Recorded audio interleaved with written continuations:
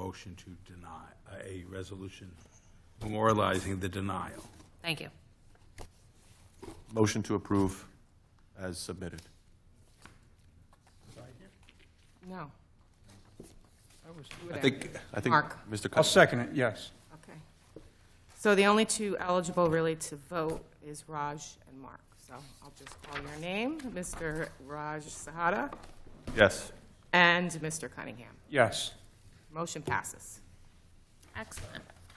Okay, we'll move on to the applications this evening. The first application that we're going to call is 2022-11, 23 South Derby Road, Block 3601, Lot 69. This is a request for a rear and side yard setback variance to put an addition on the house. Are the applicants here? Good evening.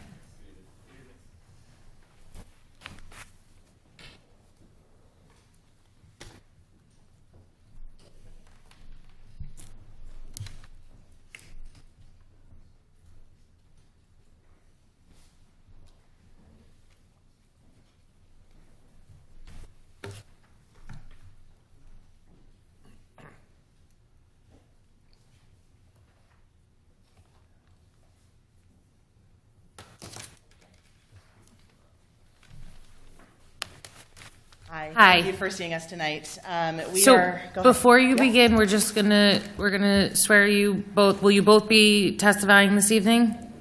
Okay, so we'll swear them both in? Thank you. Please raise your right hand. Do you swear or affirm to tell the truth? Yes. Please give your full name, spell your last name, and your home address. Sure. Jennifer Hrynyk, Hrynyk, 23 South Derby Road, Springfield. John Hrynyk, Hrynyk, 23 South Derby Road, Springfield. Thank you. Okay. Yes, tell us what you'd like to do and your reasons for seeking the relief. Great, thank you. We are looking to expand our kitchen and dining room area, and so that is what the 4-foot extra on the side would be, as well as once that addition is completed, it would we would ask for the lot coverage variance as well. So the kitchen, obviously, if you all live in a split-level home, you know how they're tiny. So that's our intention, is to expand that so that we can accommodate our family that comes over often, as well as make the backyard our own. We intend to stay in Springfield. This is our life house, and so we want to make it the house that we want to stay in. So. Okay. Well, you have a witness here that will, I guess, walk us through the technical details, but before we do that, do any members of the board have any questions for the applicant? Do any members of the public have any questions for the applicant at this time? Okay. Sir, how are you? James Karras, architect of Springfield. Do you swear or affirm to tell the truth? Yes. Would you please state your full name, spell your last name, provide your business address? James S. Karras, K-A-R-A-S. JSK Architecture, LLC. Address is 27 Briar Hill Circle in Springfield. And just before qualifying you, can you just give us the benefit of your education and your license? Graduated from New Jersey Institute of Technology, 1986. I've been licensed since then, working on residential type projects. I've appeared before Springfield several times, also Milburn, Westfield, Chatham, and Florham Park, around here. And you're licensed in New Jersey? Yes. And your license is current and good standing? Yes.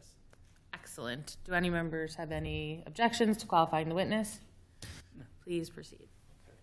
So, Jen and John came to me looking to expand where the kitchen is located on the interior, like she explained.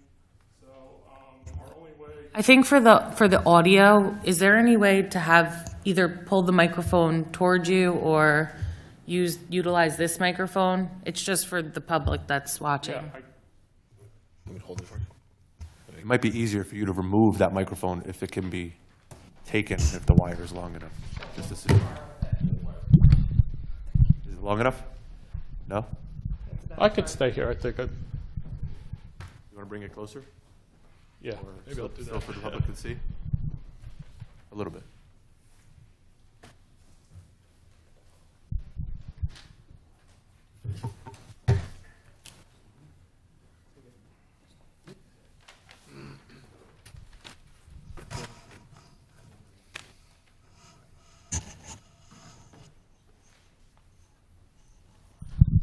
And Mr. Kaiser, if I might, if you're presenting any boards or exhibits that were not submitted with the application, please let us know so we can mark them for identification. These are all colored, except for some photos that I added that are not in the application, so, Okay, why don't we mark the board with the photos on it as A1? yes. Thank you. I don't think we got colored either. Why don't we just mark it all? We didn't get the colored plan either, so I think we, right? Did we get a color? I didn't see color. Yeah, I in here. guess. Do we care? And one, well, because ST1, I guess, was submitted with the application in black and white, is that correct? Yes. Then let's identify the color version as A2, just so the record is clear.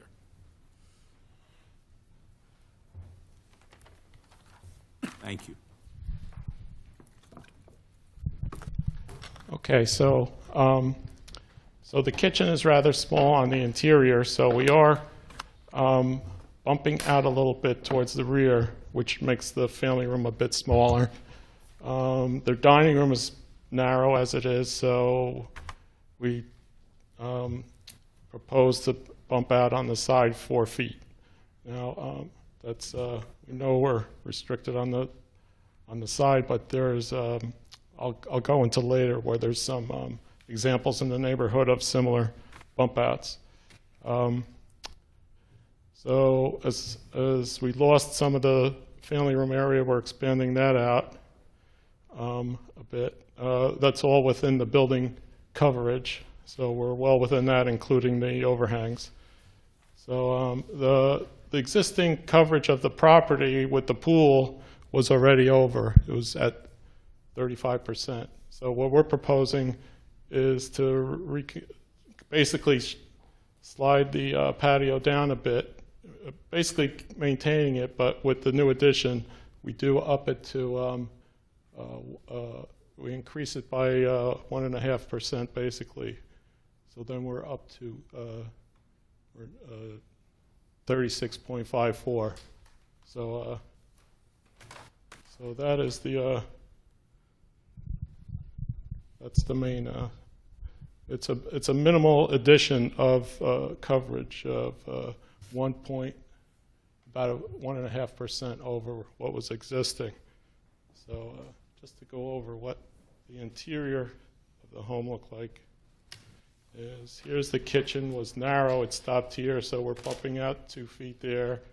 To give a little width to the dining room, we're bumping out to the side yard, and then the family room to kind of maintain that existing size, we're bumping out there.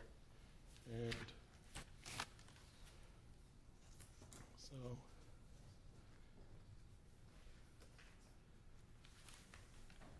I think it'll be in keeping with the neighborhood. We intentionally limited the bump out to just the dining room and not the family room in the back. Felt that was the minimum that we could get back. In the family room, we had the ability to build towards the backyard space. So by improving the family room, we get a little higher area for more glass to look out in the backyard. It's kind of limited the site just because of the pool is there. So there isn't too many options as far as can't really build out too much that way to try to increase the kitchen and add a dining area. So some of the photos I have here is this is the from the overhead. This is the property here with the pool. So that has, we're proposing the bump out here and in the back. Oddly enough, there's basically a 4-foot bump out on this house, right next door on the right side, which you can see, here's the home and here's the 4-foot bump out, which I took some pictures on Sunday, and you could see that's pretty close to the property line. And also across the street is a 4-foot bump out. I know that one well because I designed that about 20 years ago. And that's 4 foot. Full disclosure, that had a bigger setback, so we didn't have to run into a variance for that, but it's, so we think the added height will actually help the look from the back, so we're only building out the family room up to about this point. So there is, in the neighborhood, there are several homes that have pools that appear to be built out more. I know we're up against this newer development that has much smaller areas there. So I'm not sure what the requirements are for that, but it seems like we have a lot more green area in comparison.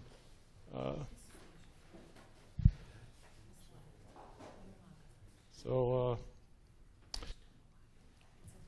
we feel it's reasonable to ask for the 2 variances, which are the side variance and the lot coverage, which is a slight increase to what's there already.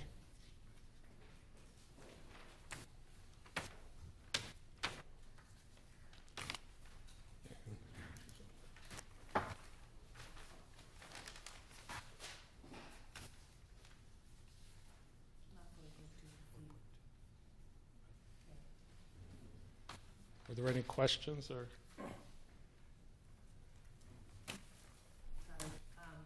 Thank you. Any board members have any questions? I just have one question for Mr. Disco. Increasing this coverage and the fact that they're already over, is there any reason why they should do any kind of water retention on the property? They're not going over by more than 200, so we didn't request it. You can certainly request it of the applicant as part of the lot coverage variance. Have you had any water problems with your neighbors, or you with? Just answer out loud. Oh, yes, of course. No, we have not had any water issues.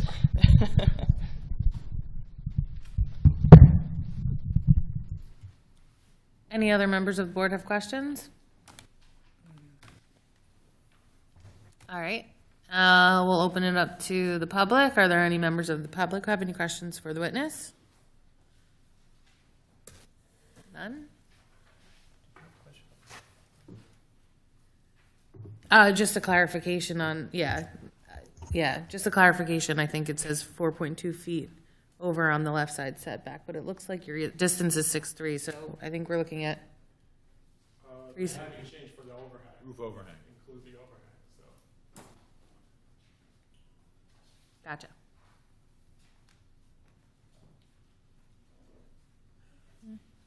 All right. Any members of the public have any comments on the application? Wish to speak? On this application? No. Okay. I do have one question. Okay, Mark, For please. Disco. The lot coverage, that it's already an existing non-conforming, has that been variance, that non-conformance, or is this You mean, have they received a variance? variance for the existing I non-conforming? went back in what I could see Mm-hmm. as recent history, and there was no application made. So it either predated the current homeowners or something was done weekend warrior type. Okay, But since there's a pool there, Mm-hmm. the pool would have obviously gone to the building department at one time. Right. Passed, so probably the patio and pool was probably part of one submission at that. okay, okay.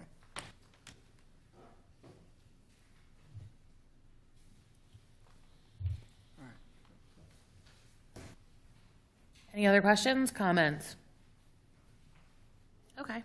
Well, I think that this is relief that can be granted without causing any detriment to the surrounding properties or the neighborhood. The increase is de minimis, and I would be in favor of the application. Members of the board? I mean, it's already over, the issue is the water mitigation. If it's already over, I understand the increase from what it is now is minimal, but it's already over, and we don't know if there's any, like, retention basins already or any kind of water mitigation as to how it got to 35.09% coverage now. So my thought is if there can be some mitigation for the neighborhood. I understand the house. I mean, just looking at the house, it's probably, it looks like it's a little bit of a hill, but the water mitigation might be something we may want to consider. I'd be in favor of putting a condition on that they work with engineering for mitigation, but that's, yes, with that be said. I'll move with that caveat with the water mitigation Condition. period. Yes. Yes. Okay, we have a motion. I'll second. Great, Mr. Sahada? Yes. Mr. Hochstein? Yes. Mr. Cunningham? Yes. Mr. Weckstein? Yes. And Chair Cohen? Yes. Motion passes. Thank Yep. you. Thank you. Good evening. You too.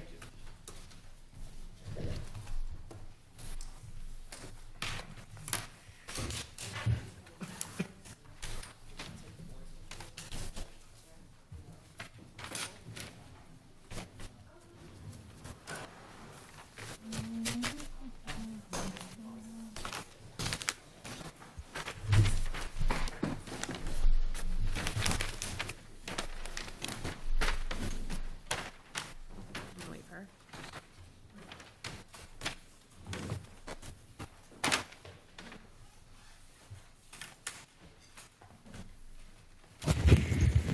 Are you ready?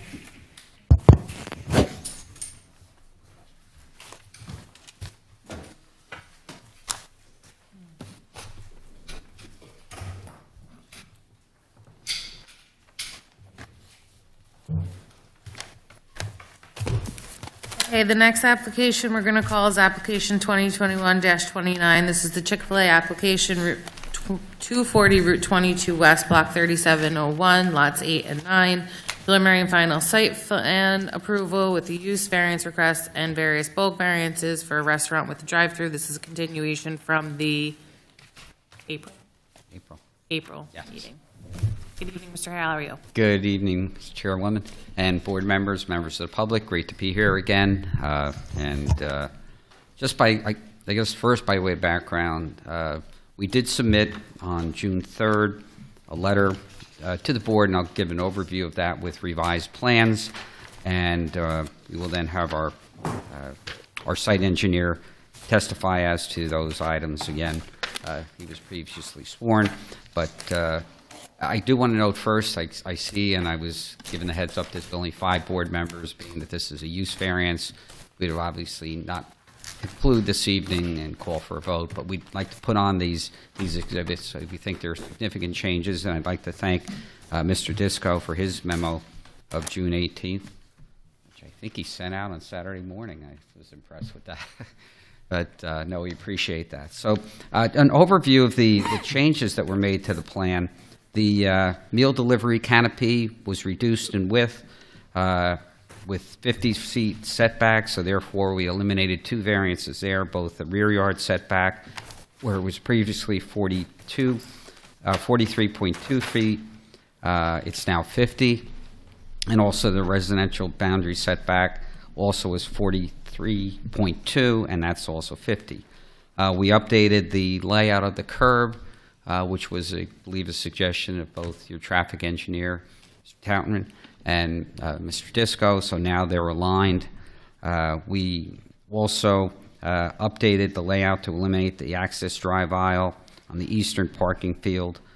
And then we also decreased the impervious area to now have it comply with the 63%. So it was at 66.9%. It's now at 63%.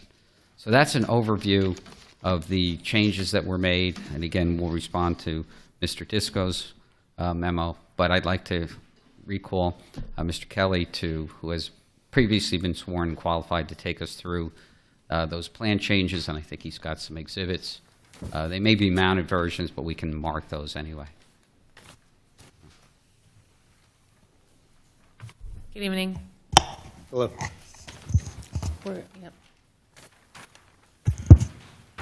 Please raise your right hand. You swear or affirm to tell the truth? I do. Please state your full name and your business address.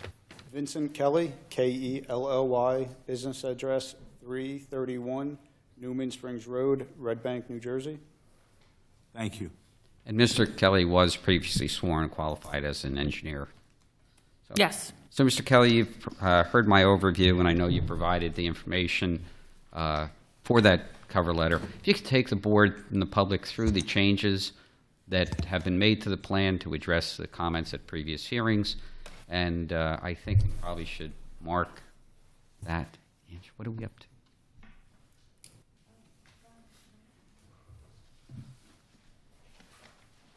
I have my exhibit list in my briefcase, so.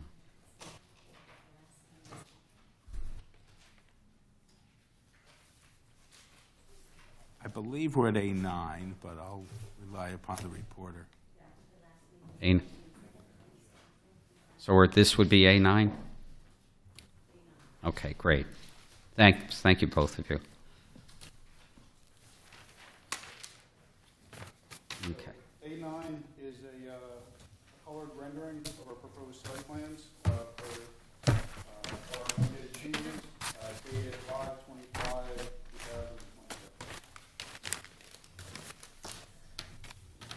All right, and if you could take us and highlight the changes that were made. Yes. So on the west side of the property line, at the proposed building where the food delivery system will occur, the canopy has been reduced in width to comply with the 50-foot rear yard, which also doubles as a residential setback requirement. So that has been cut down in width to comply with the 50 feet, and thus removing 2 variances.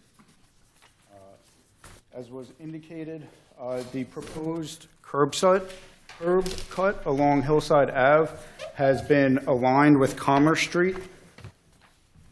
So as you were to make a straight movement on either from our side to Commerce Street, it has been better positioned to do so. Next, the eastern parking field. Thank you. Eastern parking field on our site. As you're making the egress movement off Route 22, there was previously a curb cut that came across along Route 22. This has been eliminated.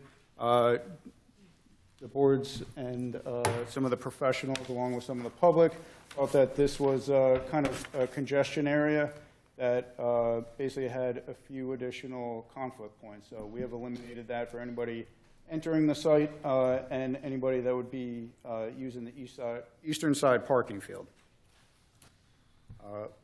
Last, we have updated the overall site to comply with the impervious coverage, which is 63%. What we have done is reconfigured the eastern parking field to eliminate 15 parking stalls, and thus also removing one of the proposed variances that we're previously seeking. And then in addition to this, as you can see, what we're looking to do is land bank the eastern parking field. So once the building is constructed, this will remain as grass area. What we have done is maintain the buffer along Hillside Ave and actually extended it to the eastern property line where the bank is. And we also have maintained the interior landscaping along the main drive aisle that connects Hillside to Route 22. And you've had an opportunity to review the memo from Mr. Disco that I just referred to, dated June 18th. If you could briefly comment on items. Sure. Note number one, Mr. Disco just reiterates that we are removing 2 variances with the complying with the rear yard setback. He also, item number 2, he also is in agreement that we are removing a variance complying with the impervious coverage. He did want to clarify the lot coverage with the land bank stalls and without. So obviously with the land bank stalls, we're complying with the 63% impervious coverage. If we were to consider this being actually land bank with the grass area as we're proposing, this drops this down an additional 13.1%, which gets us to 49.9 for the overall site. Item number 3, again, he's just indicating what I said, that with the width removal of the canopy, that we now comply with the residential district boundary setback. Item number 4, it's for the use of the drive-through canopies, which testimony was previously provided for. Item number 5, he's indicating that we are reducing the overall parking number that we previously were looking for, which drops us down to 114 with 48 land bank stalls. We were previously seeking 177 proposed parking stalls. And he also clarified that the drive-through still will accommodate capacity of 39 cars. Item number 6, since we are removing the eastern access to the rest of the center, there's a sign that says no right turn signs that was previously requested for. He would like it eliminated. We have no problem doing that. He would like to confirm that the EV charging spaces, which we are proposing 8, will remain. They will remain as such. Item number 8, we're still asking for the height variance on the proposed trash enclosure, which testimony was previously provided for. Item number 9, he was wondering if landscaping was ever kind of considered for the interior here. As I indicated, we did kind of beef up the area on the eastern property line to continue and maintain the row along Hillside. And we are continuing the landscaping along the main drive aisle as well. This interior, the eastern parking field will remain as a grass area. Number 9, number 10, he would like site lighting to be revised. We will provide an updated lighting plan and have no problem complying with the conditions that he sees fit. Item number 11, it's regards to the proposed monument sign and pylon sign, which we have provided testimony previously for. Item number 12, he doesn't foresee that the proposed traffic movement and circulation that we're proposing has a negative impact on the site, but he does defer to the traffic engineer, which I'm sure he can talk to once I'm done. Item number 13, for stormwater management, we are still considered a major development. Our previous stormwater management report, because we were reducing the overall impervious coverage by a significant amount, we were complying with the ordinance along with the state regulations. Since we are further reducing the impervious coverage, that condition will remain as such, and we will provide an updated report reflecting that. Item number 14, he would like a maintenance or an operation and maintenance manual for the stormwater management facilities. We can comply. And item number 15 for the seek of the use variance, which testimony was previously provided for. And that's it. Okay. I have no further direct questions of Mr. Kelly at this time with respect to the revisions that we submitted. Okay, thank you. Members of the board, there any questions for Mr. Kelly? I have some traffic questions, Yeah, but I guess it'll be for... Yeah, I don't know if that's my questions are the same, I don't know if that's engineering or traffic.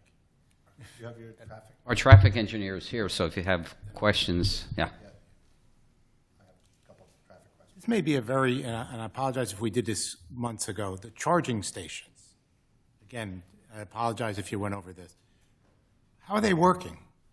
They're open 24, like, how does that work with a charging station? Who controls it, on, off? Is it open 24/7? It will be the site operator. They will be open during business hours. So somebody can pull in, leave their car there, not be a patron, and come back? I'm just trying to understand the process. Yeah, I understand. You don't charge for 12 minutes. Do you know what I'm saying? Correct.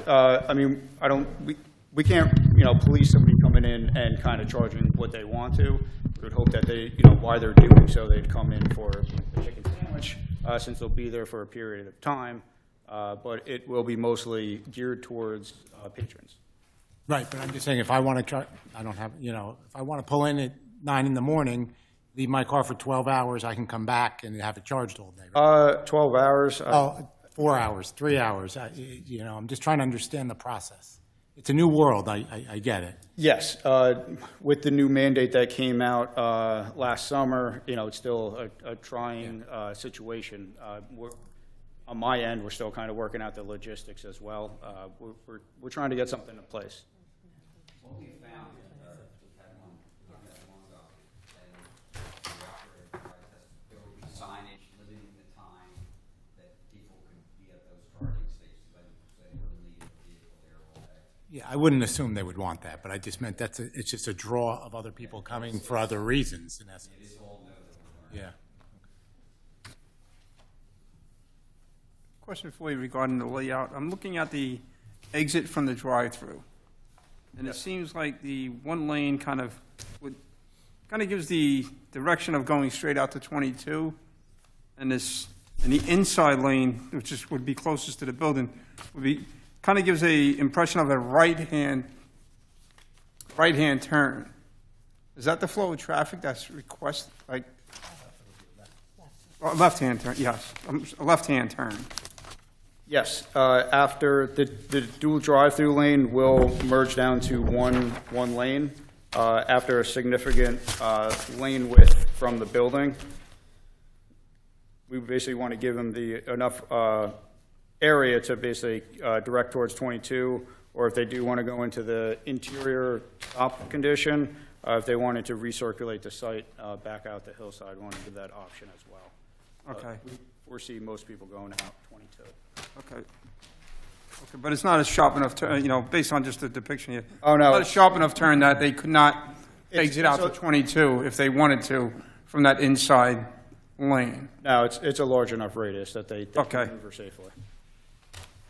Yeah, because I'm just thinking some people may not want to, circle back in the parking lot. Oh, yes.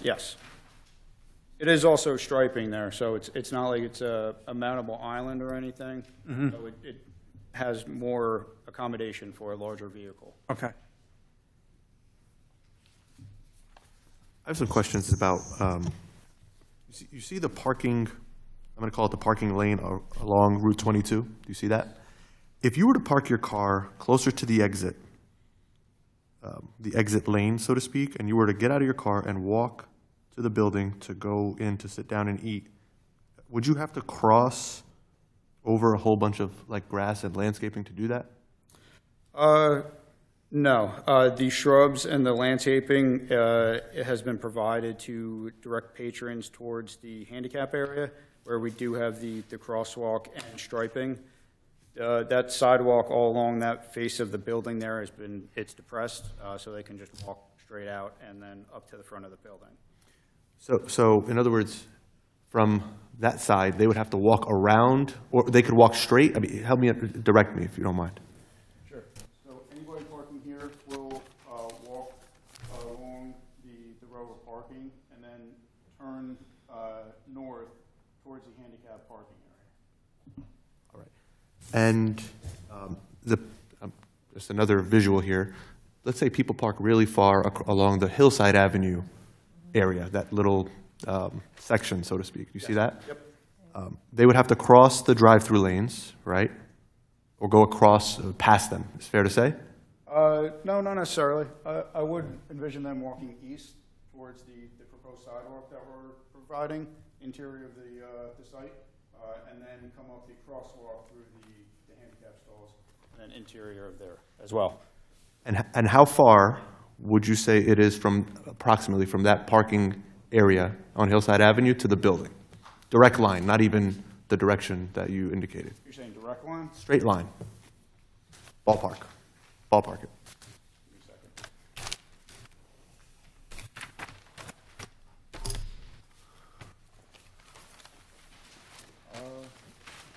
Thank you.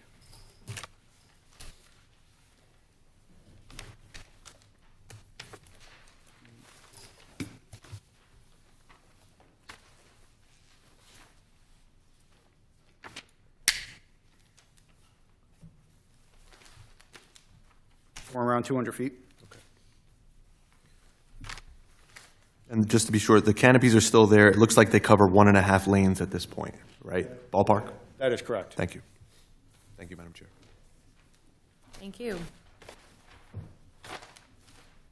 I want to expand on his question. If you're parking along Route 22, close to the exit, you have an area where the shrubs are right up against the parking. It seems to me that if I was parking over there, I wouldn't go out and all the way around. I'd try to step over those shrubs and get onto the sidewalk there. Wouldn't it make sense to have an opening there? We can add a sidewalk in that location to make it ease for patrons to access there from the Route 22 stalls. Because I can't imagine somebody walking all the way down to the other side and not stepping over there and, step through the shrubs or whatever. I personally wouldn't walk through bushes, but, people will. People will. Just to be clear, I mean, in the that little corridor, setting aside the Route 22 parking, setting aside the Hillside parking area, how many parking spots are in that interior area that's kind of hugged by the building and by the drive-through area, correct? Ballpark.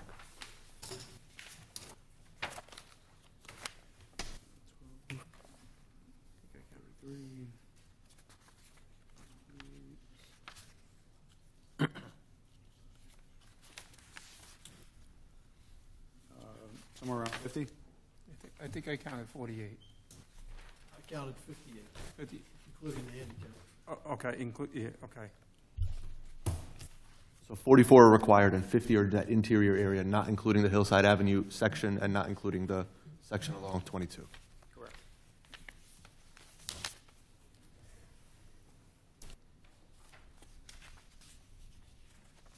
Any other questions from the board?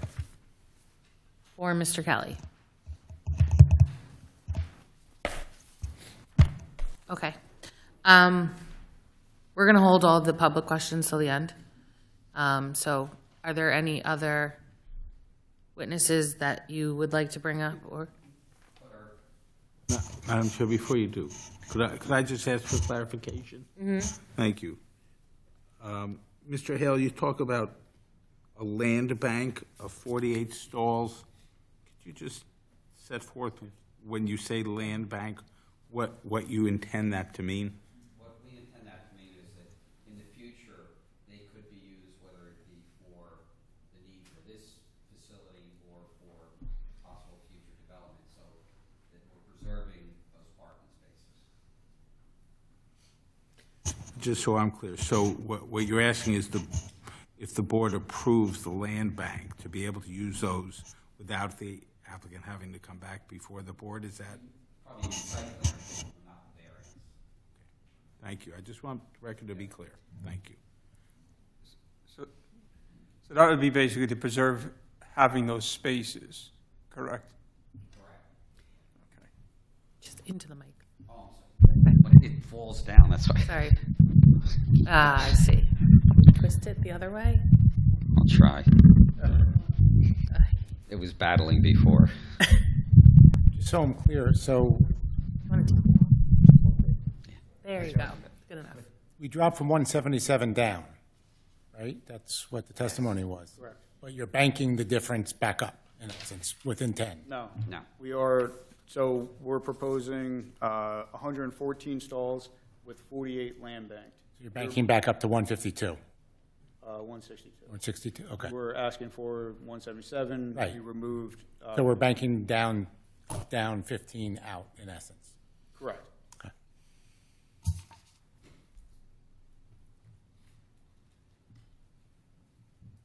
Okay, any questions from the board? Okay, I'm gonna move to our professionals. Do you have any questions, comments? Clarification from the last meeting, there was a question about the flagpole, correct? I believe. So the resolution of that is, flagpole is permitted as long as it doesn't advertise and it's under 35 feet. So I would ask for some clarification on that. That's acceptable. Okay, so there's no variance for the flagpole. I heard that in the video I watched yesterday. Thank you. Other than that, I just wanted to further clarify the banked parking that Mr. Bergen, I think, was going at. The application that the board members are considering then is up for 114 parking spaces? And what the purpose of the land bank is to what? Possible need for them in the future or future development. So 114, not land banked. Correct. Correct. And Mr. Bergen, they would return to this board if they wanted to utilize those bank parking? Is that what I'm hearing tonight? Yeah, I would understand that would be the case. Okay. That's typically not how bank parking works. Bank parking means you're voting on it, but you're just not constructing it for some reason you don't need it. Usually bank parking means you're meeting the standard for parking, but you don't need it. So you're saying to the board, we're gonna keep this green, we're not utilizing these parking spaces unless in the future we really need them. This is a case where they have sufficient parking by far, they're banking in, I'm still trying to get the clarification as to what it is. I understand they would like to preserve probably the lot coverage of 63%. So I want the record to be clear whether they're getting the ability to utilize the bank parking with or without a board appearance. Sometimes bank parking goes to the TRC, for instance, in town to document that the previously unused bank parking would need to be used at this time. So I just want the mechanism to be clear whether it's really a 63% lot coverage that they're seeking with 114 plus really 162 to just not construct it initially, or whether it's 114 we're considering with the lower lot coverage, and if they're going to come back for the bank parking, if there's an appearance required, then that's what I'm trying to clarify. And we would stipulate that an appearance would be required. Thank you. For the parking. Yes. Thank you. Questions? Madam Chair, no questions. Just to comment that the internal circulation changes, there was a comment in Mr. Disco's memo that I should weigh in on. The internal circulation changes really simplify the traffic pattern on this site by eliminating four-way intersections that I didn't think were necessary and parking that I didn't think was necessary. And then in addition, they did align the Hillside Avenue driveway as well as we requested. So I see those as positive improvements to the plan from a traffic standpoint. Thank you. Most of my questions are follow-up what Mr. Disco was just talking about, and Mr. Bergen, is this land banked parking. I was just concerned when Mr. Hale said some future use. It's pretty wide open, but I think we've clarified it that regardless of any future use of these land banked parking stalls, they're back in front of this board or a board. And so that these parking spaces couldn't be constructed at some point in the future, and all of a sudden we've got storage of cars on there or some other quote-unquote future use that hasn't been approved by the board. That was my biggest issue. I agree that on the testimony, they've eliminated 3 significant variances. They're outlined on page 8 of 13 on Catherine's report. A, B, and C have all been removed from the application. This is with respect to the lot coverage. and the setbacks from the minimum rear yard and with the structure. There's still 3 variances that they have requested for signage. Again, they're outlined on page 8 and 9 of the report under items D, E, and F, as well as the 4th variance, the use of the no accessory structure shall be permitted in any non-residential zone. That's the 4th. And then, of course, we have the D variance, which remains as under DA on page 9 of 13. Thank you. Okay. Mr. Howell, do you intend to bring up your traffic? Because we do have questions, so I guess we should unless he's you're going to here. call somebody else. Sure. Okay, so let's bring him up so the board can ask their questions, please. Thank you very much.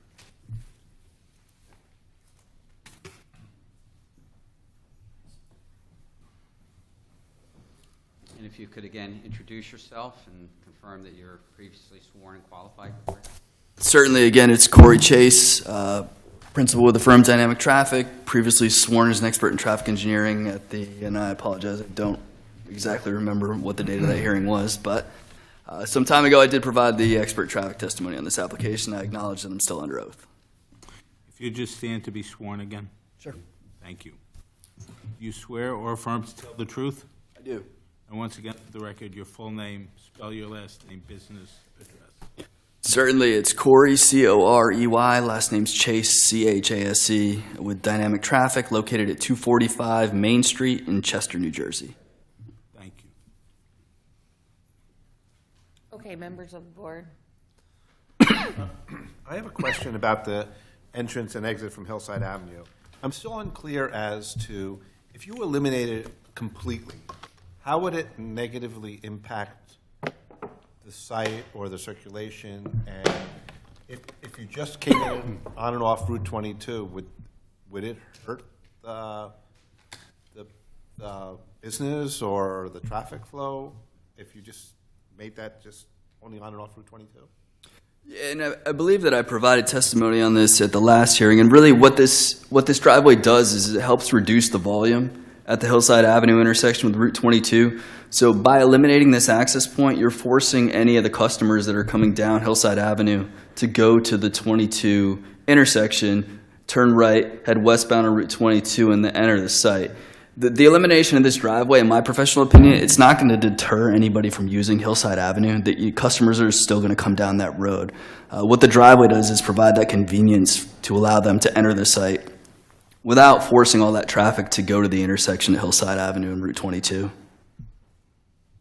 So if somebody was coming down Hillside Avenue and you made it that they could only come in from going, I guess that would be south on Hillside, and turn right, and there would be no left turn allowed, and you only could turn right out of the parking lot, would that be a reasonable, would it make it safer, and would it hurt the circulation anyway by not being able to turn left out of that? The results, and that's a great question. The results of our analysis show that, we looked at the level of service and the operational conditions of that driveway as a full access driveway, being able to make both left and right turns in, both left and right turns out. The results of that analysis show that there were no detrimental impacts on the adjacent roadway network by having that operate as a full access driveway. We took a look at the accident history at that existing intersection. Obviously, there used to be multiple access points for the retail development on Hillside Avenue. So, in my professional opinion, we're consolidating those access points from 2 to 1, which is a betterment. And we're aligning it opposite Commerce, which again is a benefit because right now those driveways to the shopping center were offset from that intersection. So really, instead of having a single 4-way intersection, you actually have three-leg intersections. So combining all those things into one, and again, looking at the results of the analytical aspect of it as well, it's my professional opinion that driveway is going to function in a safe and efficient manner as a full access driveway. And I don't see any engineering justification as to why turning movement should be eliminated at that intersection. And if you were to have it that you were going down Hillside Avenue and you could only turn right, which would be your reason you would reduce traffic onto Route 22, and if you couldn't turn right there, it it would force the people, I mean, if you can only turn right there or come out the other exit, wouldn't it help in your argument on not having as much traffic on Hillside at that area? Because I'm a little confused. Towards the residential. Towards the residential. If you couldn't turn left into the residential, you can only turn right. What would be the negative impact of doing that?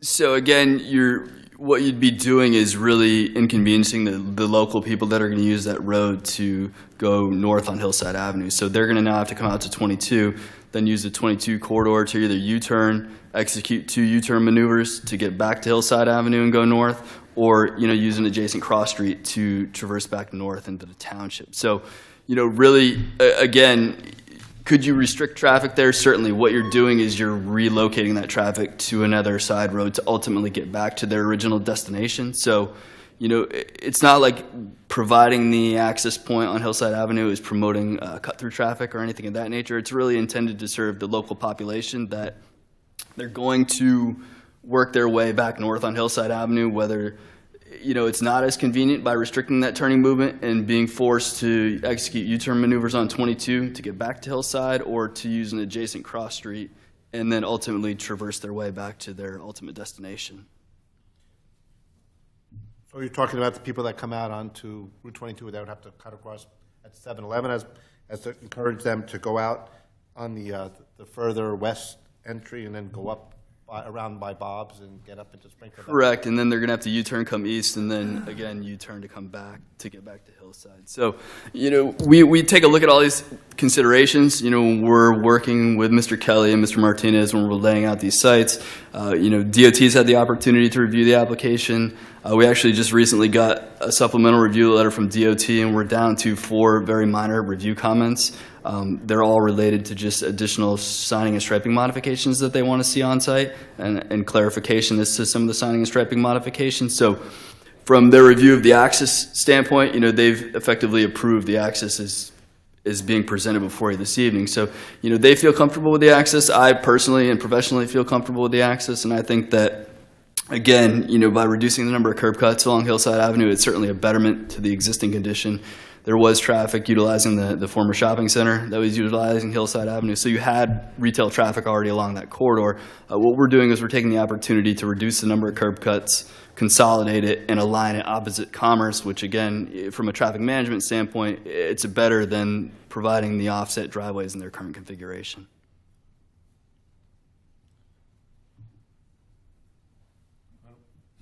Do you agree with that? I do, because in my opinion, I don't want to send anyone onto Route 22 that doesn't have to be there. If people have a local trip pattern that keeps them off of 22, I would like to preserve that. It's safer. Okay. Aren't you just intensifying the traffic in the residential area on Hillside then? The traffic's already there. You already have a retail shopping center, and we saw the trip comparison, so it's actually a higher trip generation with what you have there now for the residential neighborhood, especially in the PM and the Saturday.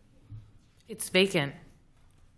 Certainly, but I think Mr. Troutman's point is that you could reoccupy that retail shopping center with a new retail tenant that may not require planning board approval because it was approved as a retail use. You could put a more vibrant retail user in that shopping center. And then from a trip generation standpoint, we're looking at the IT comparisons from the proposed condition to the existing condition. So when you compare those numbers and that metric, the retail user, given the size of the shopping center, would actually generate more traffic than the proposed Chick-fil-A.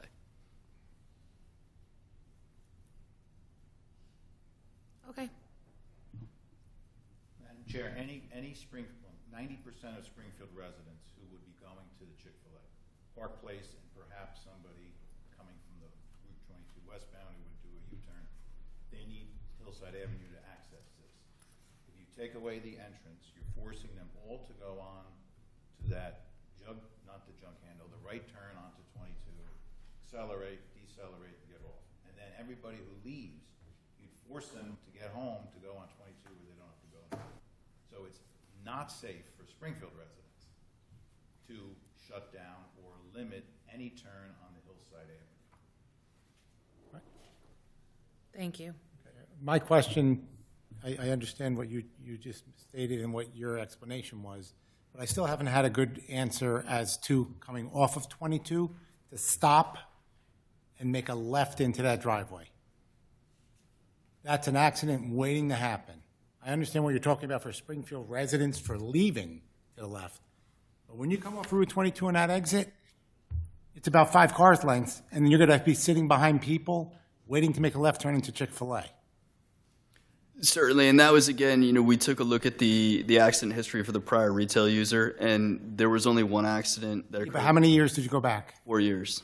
We had 2 years of COVID and 2 years that lot's been virtually no business. It was, and I apologize, 4 years from 2021, so 4 years from a year ago, we went back. So, Where are we talking? I know. If you come off Route 22, I guess to make the left into the Hillside Avenue. you have to come off of 22, which is a major highway. You're coming I off get it. quickly off that road, and you're going to get 20, 30 yards in front of yourself, stop short to wait to make a left. If that backs up to 22, you're talking about trouble. If you're waiting behind people to wait to make that left because people are coming down Hillside Ave, which everybody said is a busy street as it is, that's danger right there, that left turn. Sure, and again, it really, again, that was the reason for looking at, again, the accident history, because one of the existing driveways to the retail facility was actually closer than the driveway that we're proposing, so. There was 2 choices. People knew they could get to the second one if they didn't want to get to that first one. That's correct, and again, we're in a situation where there were the multiple offset intersections. But by consolidating those turning movements all at the same location, you're reducing the points of conflict along Hillside Avenue. And again, you are correct. This is going to be a minor movement, the left turn in off of Hillside Avenue. It just provides another means of ingress to the facility. You Patrons. don't need that if you're worried about the residents, because the residents are coming down Hillside Avenue. And if you're on 22, you have an entrance on 22. So what do you need that left entrance for? Certainly, again, and I'm not suggesting that the reason for providing that access is specifically for the residents. It's just another means of ingress to the subject property. Patrons, once they're familiar with the site, location of the entrance to the drive-through, may choose to utilize that access on Hillside Avenue if they know they're entering directly into the drive-through, whereas patrons that may choose to park and dine in the facility may utilize the entrance directly on Route 22, given that it's closer to the parking field. So it's really about customer convenience and providing multiple points of access, so we're not funneling all of the patrons into a single access point. So you're testifying that it's a need. In my professional opinion, certainly, and based on our analysis, based on the results of the accident analysis that we did, in my professional opinion, I don't see any detrimental impact to providing that left turn movement into the facility.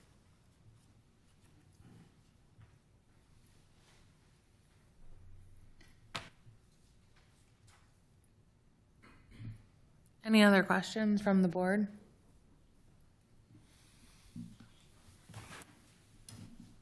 Any questions or comments from the professionals? Thank you. Thanks. We have nothing further at this time. Just wanted to present these amended plans to the board and certainly bring back Mr. Chase for further questions. Thank you. All right, Mr. Hale, we're going to open it to the public. We're going to start with, so the vote is not going to occur this evening. The applicant put on their amended application. We're going to push the vote until the next meeting. What I would like to do is call upon anyone from the public right now who has questions for anyone that presented this evening and questions on the amended plan. Questions only. Okay.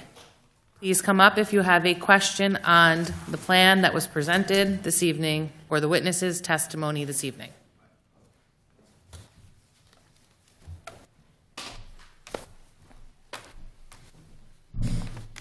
It's just questions. Oh, you have to swear me in? No. I just had a question for the traffic person. Mm-hmm. Please. Okay, David Jensen, Elizabeth. State your name, Oh, though, for that's the right. record, sorry. David Jensen, Elizabeth, New Jersey.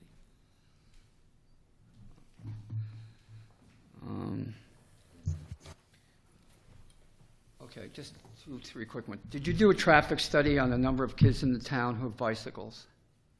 We did not, no. Okay. Do you know where the Thelma Sandmeyer School is? In proximity to the site? Yeah. I don't, sir.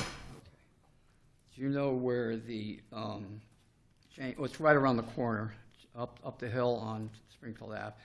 It's elementary. Do you know where the James Caldwell School is? I don't, sir. Okay, all right. So you haven't done a traffic study on the number. And how about on one last one, perhaps I posed that poorly, about the number of kids in town that have bicycles? I'm not aware of that. Okay, all right. Did you do, almost done, did you do any studies on the number of accidents over, I know you said you went 4 years back before COVID or 2 or something. I was listening. Have you done any studies on Hillside Avenue of the number of serious accidents on Hillside Avenue and Springfield and Mountain Avenue, that whole TH thing, if you want to call it that? We didn't do the entire corridor, no, sir. We No, looked you at haven't. specifically our access points. Okay, are there speed bumps on Hillside Avenue? Not that I'm aware, sir. Okay. All right, that's it. That's all I got. Thank you.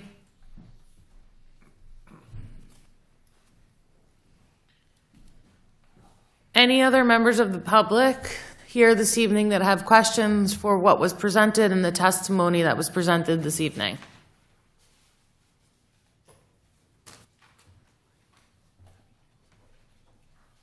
None.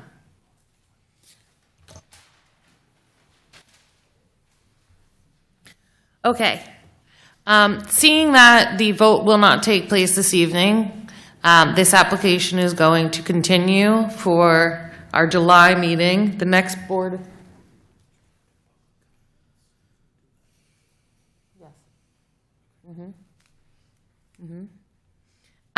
The next Board of Adjustment meeting is scheduled for Thursday, July 21st, 2022. It's a Thursday, July 21st at 6 p.m.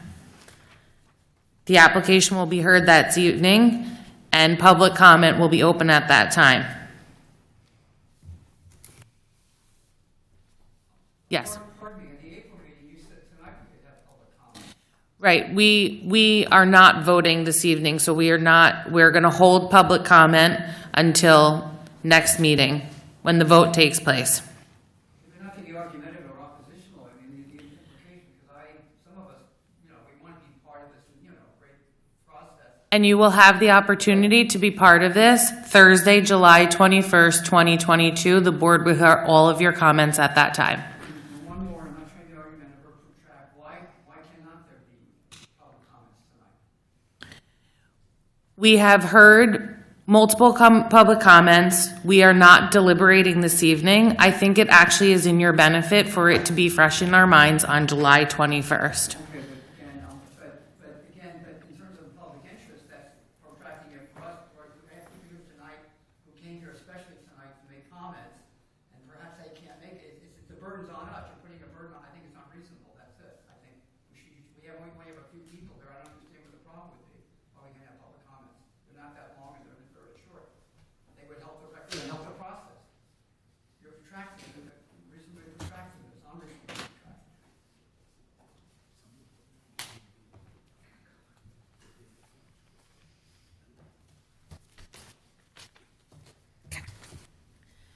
So while I do not believe it's unreasonable, because you do have an opportunity to be heard, we are not denying your opportunity to be heard. Board members that are going to be voting are not here this evening, so they would not hear your comments this evening either. So I do think it's in your benefit to hold your comments. But if you are insistent, I will allow you to come up, sir, and make a comment at this time.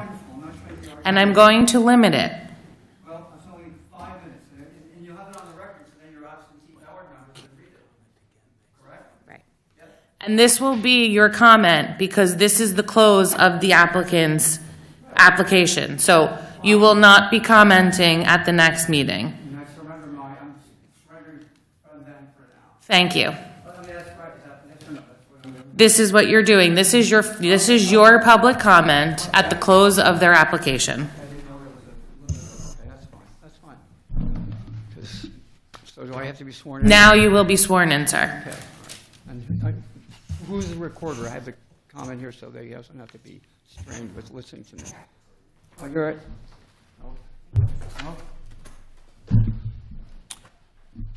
Do you swear or affirm to tell the truth? Yes, I do. Please state your full name and your address. And once again, just so the record's clear, this is the close of the application. Each member of the public will be given one opportunity to speak. Okay. If you speak tonight, you cannot speak again. Right, I understand, at the I July accept meeting. that. I accept, Thank you. that's perfectly fine. Okay. David Jensen, 943 Spofford Avenue, Elizabeth, New Jersey. Okay, all right. Okay, it's a statement, and I wrote it out to make things easier for everybody, and it has a few typos that the secretary will see. It has to do with the application. I titled this, "A Chicken for Every Pot, Reputation, and the Chance for a New Victory of the American Revolution." I'll be quick. The day after tomorrow, June 23rd, 2022, your township of Springfield will reaffirm by solemn ceremony and procession how a far smaller force of 1,500 Continental soldiers and local volunteers saved this country's revolution from foreign tyranny by blocking 6,000 British regulars from reaching the Hobart Gap and overtaking General Washington in Morristown.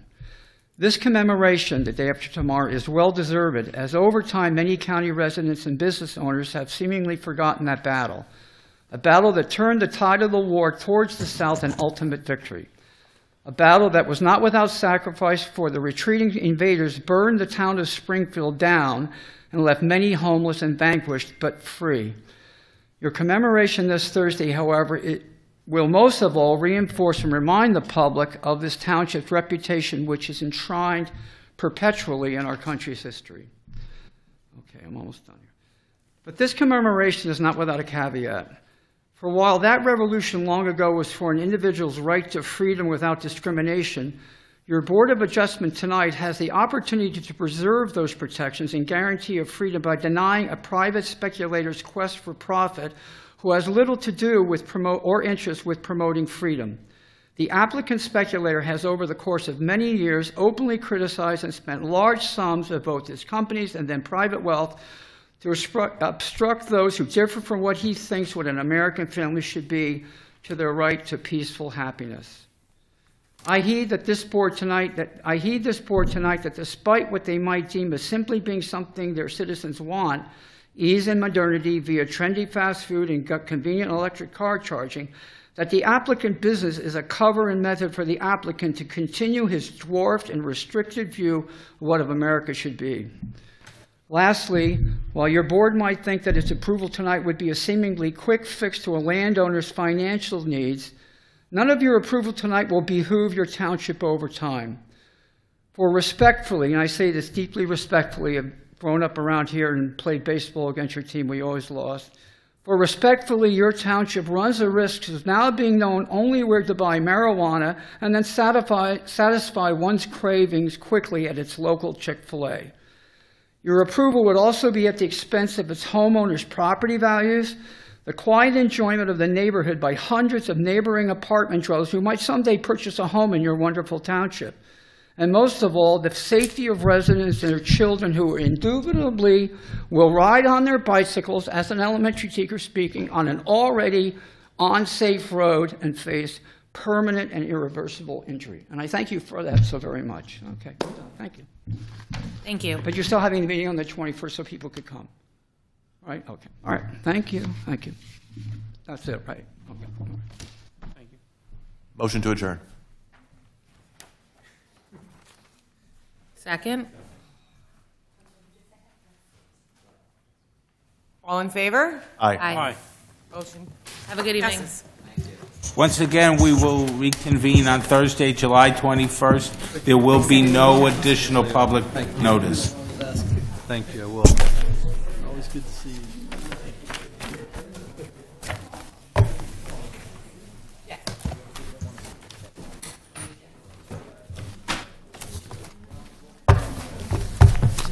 Left in from Hillside. Many people didn't want to do it anyways. Right. It's gonna be a problem. Probably something. Right. The only problem with that is then somebody mistakenly. Now they're going up and making